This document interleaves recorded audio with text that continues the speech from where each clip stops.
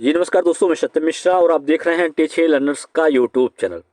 दोस्तों, आपका पेपर जो सेकंड है उसमें सामाजिक अध्ययन का पेपर जो है किस तरीके से आपके एग्जाम में देखने के लिए मिलता है और कुछ प्रश्न दोस्तों इंपॉर्टेंट हैं उसको लेके यहाँ पे आया हूँ। ठीक है, तो सबसे पहले दोस्तों आपको बता दें कि अगर आपके द्वारा सामाजिक अध्ययन चूज किया गया है, ठीक है, सेकंड पेपर में, तो आपको दोस्तों जो आपका पार्ट तीसरा है उसको आपको सॉल्व करना है। ठीक है, तो यहाँ पे आपको दिखा दें कि जो पार्ट सेकंड है वो गणित एवं विज्ञान के लिए है, वहीं भाग 3 जो है वो सामाजिक अध्ययन एवं सामाजिक विज्ञान के लिए है। ठीक है, तो यहाँ पे भाग 3 सॉल्व करना है और सामाजिक अध्ययन, ठीक है, या सामाजिक विज्ञान भी बोलते हैं उसको। तो सबसे पहला जो प्रश्न इसमें है दोस्तों, आप देख लीजिए। कहा गया है कि यहाँ पे कुछ निर्देश दिया गया है, निम्नलिखित प्रश्नों के उत्तर देने के लिए सही और सबसे उपयुक्त विकल्प चुनिए। वहीं पे पहला जो है दोस्तों, भारत में शरद ऋतु के संबंध में कथन ए, बी और सी पर विचार कीजिए और सही विकल्प का चयन कीजिए। यहाँ पे शरद ऋतु के बारे में दोस्तों कथन दिया गया है और इसमें से आपको सही कथन जो है वो चूज करना है कि कौन सा कथन सही है और कौन सा कथन जो है इसमें से गलत है। तो सबसे पहले यहाँ पे आपको सही कथन का चुनाव करना है। तो दोस्तों यहाँ पे पहला जो कथन दिया गया है कि इस मौसम को दक्षिण पश्चिम मानसून के नाम से भी जाना जाता है। वहीं पे कथन बी जो है कि इस मौसम में पवन बंगाल की खाड़ी तथा अरब सागर से स्थल की ओर बहती है। वहीं जो कथन सी है कि यह मौसम मानसून के आने तथा आगे बढ़ने का मौसम है। तो भारत में शरद ऋतु के संबंध में कौन सा कथन जो है वो सही है? तो यहाँ पे दोस्तों ए, बी और सी।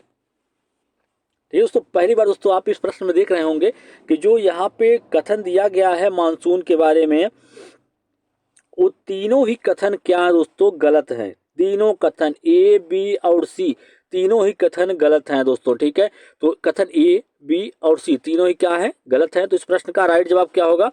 ऑप्शन नंबर 4 इसका राइट जवाब होगा। चलिए अगले प्रश्न पे चलते हैं दोस्तों। प्रश्न संख्या नेक्स्ट है कि यहाँ पे निम्नलिखित में से कौन सी नदियाँ सुंदरवन डेल्टा का निर्माण करती है? कौन सी नदी ऐसी है जो कि सुंदरवन डेल्टा का निर्माण करती है? गंगा एवं ब्रह्मपुत्र नदी, नर्मदा एवं तापी नदी, महानदी एवं गोदावरी, कृष्णा एवं कावेरी। तो सुंदरवन डेल्टा का निर्माण कौन सी नदियां करती हैं? गंगा और ब्रह्मपुत्र जो नदी है वो सुंदरवन डेल्टा का निर्माण जो है करती है। अगला प्रश्न है दोस्तों, अगला प्रश्न करा है कि दिए गए लक्षणों ए और बी के आधार पर वायुमंडलीय परत की पहचान करें। दोस्तों यहाँ पे दो लक्षण दिया गया है और उसके बारे में पूछा जा रहा है कि कौन सी वायुमंडलीय परत की ये विशेषता है या कह सकते हैं कि उसके लक्षण हैं। ये दिया गया है कि अंतरिक्ष से प्रवेश करने वाले उल्का पिंड इस परत में आने पर और जल जाते हैं और वहीं इस परत पर बढ़ती ऊंचाई के साथ साथ तापमान क्या होता है, घटता जाता है।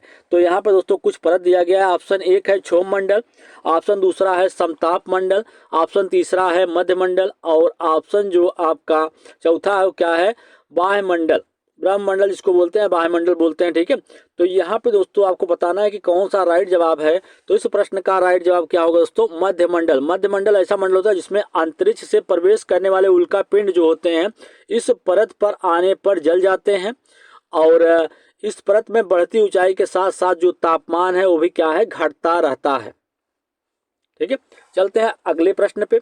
अगला प्रश्न दोस्तों कि आतपन का संबंध है, आतपन जो है उसका संबंध किससे है? वायु दाब के साथ, मौसमी पवनों के साथ, सूर्य ऊर्जा के साथ या बहिर्मंडल और उसमें होने वाली गैसों के साथ? बहिर्मंडल जो है उससे और उसमें होने वाली गैसों के साथ। तो आतपन का संबंध किससे है?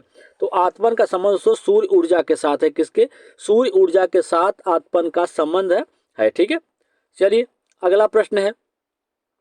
प्रश्न संख्या नेक्स्ट है कि उचित विकल्पों के साथ निम्नलिखित का मिलान कीजिए। यहाँ पे दोस्तों आपको करना क्या है, जो उचित विकल्प है उसके साथ आपको मिलान करना है।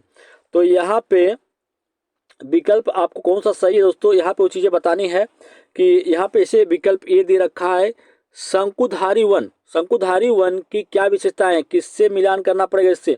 कि शंकुधारी वन कैसे होते हैं दोस्तों? नरम काष्ठ वाले और सदाबहारी वृक्ष जो होते हैं किसमें आते हैं? शंकुधारी वन में आते हैं। ठीक है, वहीं पे आपको बता दें कि भूमध्य सागरीय वनस्पतियां जो हैं वो क्या होती हैं?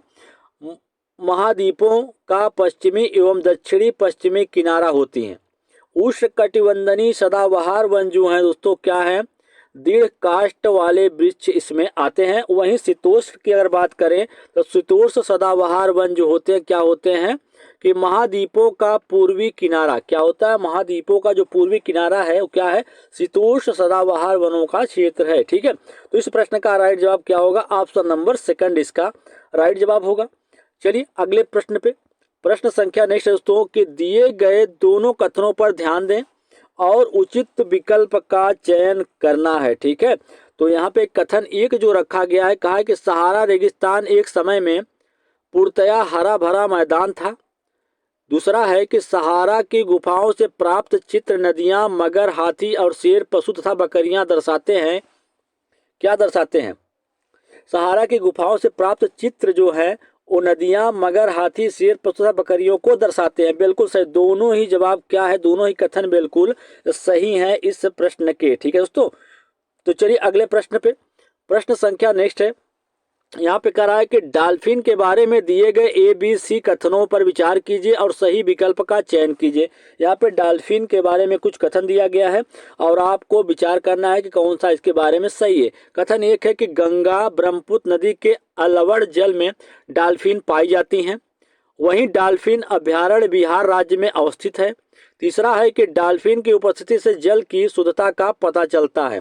तो बता दें दोस्तों आपको कि गंगा और ब्रह्मपुत्र नदी के अलवड़ जल में डॉल्फिन पाया जाता है। बिल्कुल सही, डॉल्फिन अभ्यारण्य बिहार राज्य में अवस्थित है। डॉल्फिन की उपस्थिति से जल की शुद्धता का पता चलता है। तीनों ही क्या है, इसके राइट जवाब हैं। इस प्रश्न का राइट जवाब ऑप्शन नंबर फर्स्ट है। वही चलते हैं अगले प्रश्न पे, प्रश्न संख्या नेक्स्ट है कि बायोगैस अनिवार्य रूप से निम्नलिखित में से किसका मिश्रण है। जो बायोगैस होता है दोस्तों अनिवार्य रूप से किसका मिश्रण होता है। बायोगैस में मीथेन और कार्बन डाइऑक्साइड का, मीथेन और नाइट्रोजन का, मीथेन और हाइड्रोजन का, मीथेन और हीलियम का। तो बायोगैस अनिवार्य रूप से किसका मिश्रण होता है, मीथेन और कार्बन डाइऑक्साइड का मिश्रण होता है। ठीक है दोस्तों, अगला प्रश्न है यहाँ पे आपके सामने देखिएगा। अगला प्रश्न पूछ रहा है कि संसाधन के बारे में कथन ए और बी पर विचार करें और सही उत्तर का चयन करें। यहाँ पे संसाधन के बारे में एक तो कुछ कथन दिया गया है और पूछा कौन सा कथन इसमें से सही है। तो कथन एक है कि सभी संसाधनों का आर्थिक मूल्य होता है।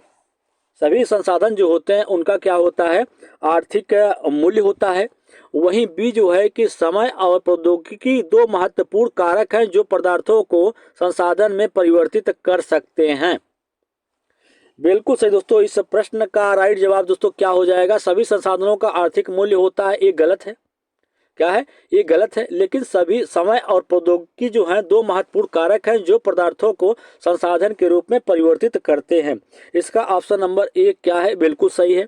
चलिए अगले प्रश्न पे चलते हैं। प्रश्न संख्या नेक्स्ट है दोस्तों, यहाँ पे देखिए प्रश्न संख्या नेक्स्ट है कि निम्नलिखित में से ऊर्जा के परंपरागत स्रोत के समूह की पहचान कीजिए। इसमें से ऊर्जा के कौन से ऐसे स्रोत हैं जो कि परंपरागत स्रोत हैं। ठीक है, ऊर्जा के, तो खनिज तेल, प्राकृतिक गैस ईंधन, खनिज तेल, प्राकृतिक गैस ईंधन, कोयला ईंधन, बायोगैस, या जल विद्युत, भूतापीय ऊर्जा, ज्वारी ऊर्जा, परमाणु ऊर्जा, सौर ऊर्जा, जल विद्युत ऊर्जा।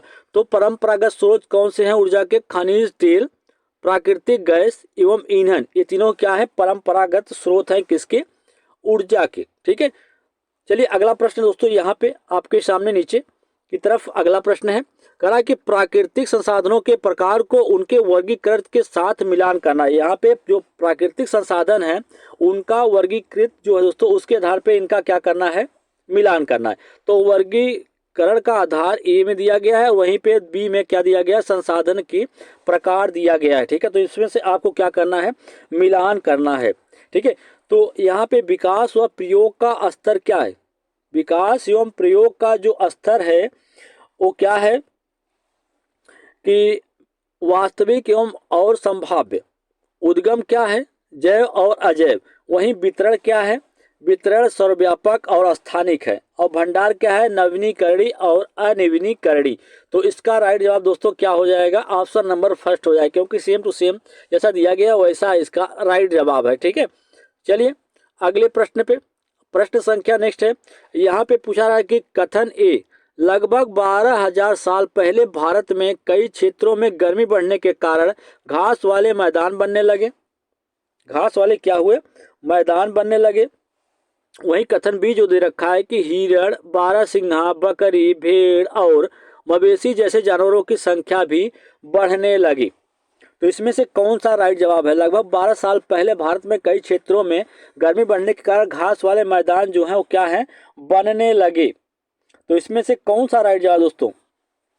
राइट जवाब है इसका आपको बता दें कि दोनों ही सही है, दोनों ही सही है, लेकिन ये सही नहीं है कि सिर्फ गर्मी बढ़ने के कारण घास वाले मैदान बढ़ने लगे, इस कारण से हिरण, बारहसिंघा और बकरी, भेड़ और मवेशी जानवरों की जो संख्या है वो भी बढ़ने लगी। दोस्तों कथन दोनों सही है, लेकिन किंतु ए का कारण बी सही नहीं है। ठीक है, चलिए अगले प्रश्न पे।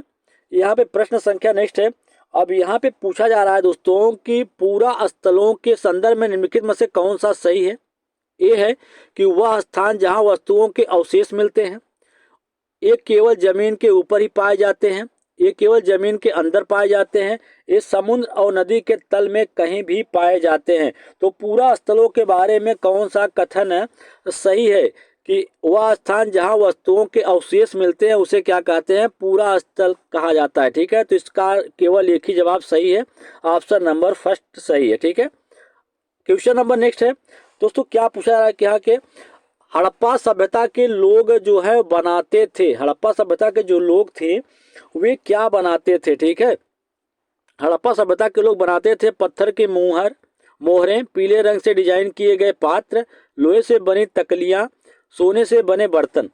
तो क्या बनाते थे हड़प्पा सभ्यता के लोग? तो हड़प्पा सभ्यता के जो लोग थे पत्थर की मोहरें और सोने से बर्तन बनाने का काम करते थे। ठीक है, तो पत्थर की मोहरें और सोने से बर्तन बनाने का काम करते थे, इसलिए इस प्रश्न का राइट जवाब ऑप्शन नंबर सेकंड इसका राइट जवाब होगा। अगला प्रश्न है कि एक महापाषाण कब्र में 2 कंकालों के अवशेष थे, इन दोनों में से महिला के कंकाल का अनुमान लगाने हेतु देखना होगा। दोस्तों एक महापाषाण कब्र में 2 कंकाल के अवशेष थे, इसमें से महिला के कंकाल का अनुमान लगाने हेतु क्या देखना चाहिए? मतलब क्या देखना पड़ेगा तो पता चल जाएगा कि महिला का कंकाल है। ठीक है, हड्डियों की संरचना, कंकालों के साथ मिले आभूषण, कंकालों के आकार, कंकालों के साथ मिले खाना पकाने के बर्तन। तो हड्डियों की संरचना देखने से ही पता चल जाएगा कि वे किसका है। ठीक है, तो प्रश्न संख्या इसका राइट जवाब क्या है? ऑप्शन नंबर फर्स्ट है, केवल एक देखने से, कि हड्डियों की संरचना देखने से पता चल जाएगा इसमें महिला का कंकाल कौन सा है। ठीक है, अगला प्रश्न है कि प्रारंभिक काल से शुरू करके आरोही क्रम में निम्नलिखित को सजाइए। कहा जा रहा है कि प्रारंभिक काल से शुरू करके आरोही क्रम में आपको क्या करना है? सजाना है। पहला है कि वेदों की रचना शुरुआत, महापाषाणों के निर्माण की शुरुआत, इनाम गांव में कृषकों का निवास, और चौथा क्या है? चरख। तो प्रारंभिक काल से शुरू करना है दोस्तों इसको और सजाना है। ठीक है, तो इसका जो प्रारंभिक काल है बिल्कुल सही। सबसे पहले क्या हुआ था? वेदों की रचना, फिर महापाषाणों के निर्माण का शुरुआत, और इनाम गांव के में कृषकों का निवास, और चरक। तो इस प्रश्न का राइट जवाब ऑप्शन नंबर 1 बिल्कुल सही है। चलते हैं अगले प्रश्न पे। यहाँ पे प्रश्न संख्या नेक्स्ट है, कह रहा है कि हाल के काल से शुरू करके अवरोही क्रम में निम्नलिखित को सजाइए। हाल के काल से शुरू करके अवरोही क्रम में उल्टा सजाना है। अवरोही मतलब उल्टा होता है, आरोही मतलब सीधा होता है। तो यहाँ पे आपको कैसा सजाना है? उल्टा सजाना है। ठीक है, तो यहाँ पे इस प्रश्न का राइट जवाब दोस्तों क्या होगा? चलिए देखते हैं। सबसे पहला जो है कि लोहे के प्रयोग में बढ़ोतरी, नगर आहत सिक्के, उपमहाद्वीपों में लोहे के प्रयोग की शुरुआत, अरिका मैंडू पतन में बसना, संगम साहित्य की रचना की शुरुआत। तो हाल के काल से शुरू करके अवरोही क्रम में आपको इसको क्या करना है? सजाना है। तो अवरोही क्रम सजाने के लिए यहाँ पे लोहे के प्रयोग में बढ़ोतरी, नगर आहत के सिक्के, और अरिका मैंडू पतन में बसना। आगे है उपमहाद्वीपों में लोहे के प्रयोग की शुरुआत, और सबसे लास्ट क्या है, संगम साहित्य की रचना। तो इस प्रश्न का राइट जवाब दोस्तों क्या होगा, यहाँ पे आपको बताना है कि इस प्रश्न का राइट जवाब यहाँ पे क्या होगा। ठीक है, तो सबसे पहले दोस्तों जो इसमें है आपका, सबसे पहले अरिका मैंडू पतन में बसना सबसे पहला है, एक हो गया। वहीं पे दूसरा क्या है, संगम साहित्य की रचना दूसरा। और तीसरा क्या है आपका, तीसरा है एक लोहे के प्रयोग में बढ़ोतरी नगर आहत के सिक्के।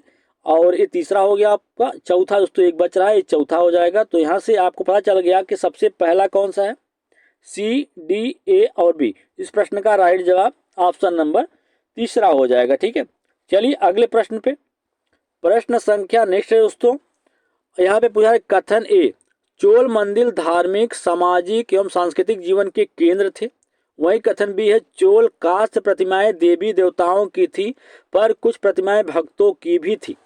तो यहाँ पे दोस्तों आपको बताना, दो कथन दिया गया, इसमें से कौन सा कथन सही है, कौन सा कथन जो है वो गलत है। कहा जा रहा है कि चोल मंदिर धार्मिक सामाजिक एवं सांस्कृतिक जीवन के केंद्र थे, बिल्कुल सही है। चोल काष्ठ प्रतिमाएं देवी देवताओं की थी पर कुछ प्रतिमाएं भक्तों की थी। किंतु ए का स्पष्टीकरण जो बी है वो सही नहीं है। दोनों ही कथन क्या है दोस्तों, सही हैं। दोनों कथन ए और बी दोनों सही है, किंतु ए का सही स्पष्टीकरण बी नहीं है। अगला प्रश्न है, प्रश्न संख्या नेक्स्ट है कि कथन ए, दिल्ली के सुल्तानों के समय तवारीख के लेखकों ने जन्म सिद्ध अधिकार और लिंग भेद पर आधारित आदर्श समाज व्यवस्था बनाए रखने की सलाह दी। कथन बी है कि उनके विचारों से सारे लोग क्या थे, सहमत थे। उनके विचारों से सारे लोग जो थे वो सहमत थे।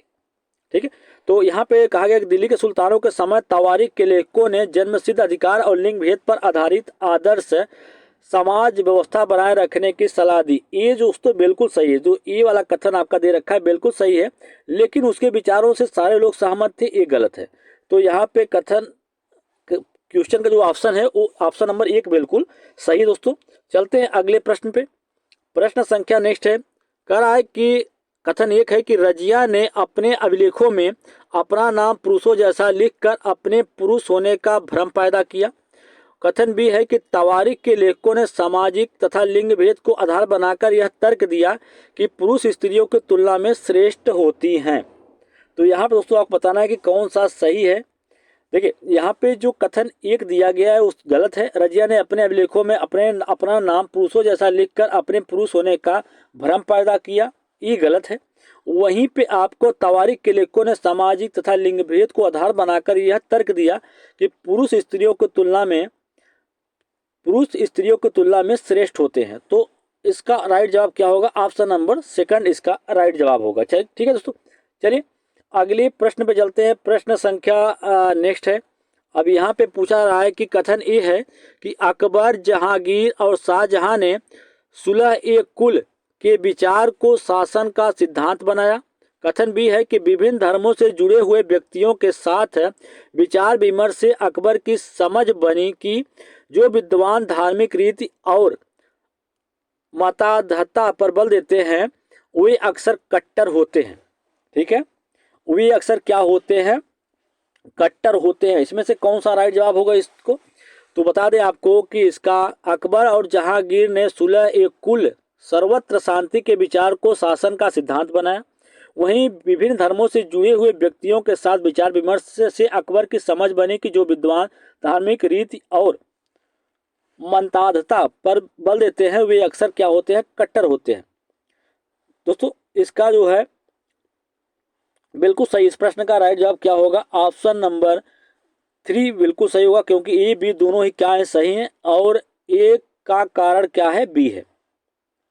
अगला प्रश्न है, अगला प्रश्न दोस्तों कथन एक है कि दिल्ली के सुल्तानों और मुगलों के काल में श्रेणीबद्ध समाज ज़्यादा सरल हो गया। वहीं कथन भी है कि जनजाति समाज कई असमान वर्गों में विभाजित नहीं था।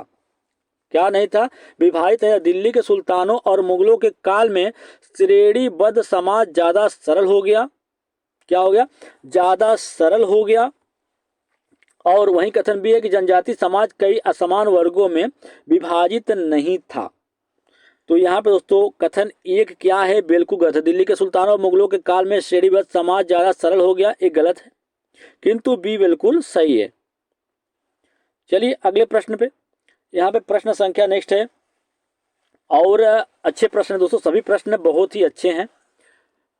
कथन ये है कि बहादुर शाह जफर ने मुखियाओं और शासकों को चिट्ठी लिखकर अंग्रेजों से लड़ने के लिए भारतीय राज्यों का एक संघ बनाने का आह्वान किया।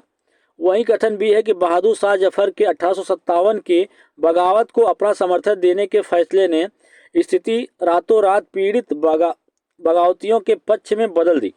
तो इस प्रश्न का राइट जवाब क्या होगा? यहाँ पे बहादुर शाह जफर ने मुखियाओं और शासकों को चिट्ठी लिखकर अंग्रेजों से लड़ने के लिए भारतीय राज्यों का एक संघ बनाना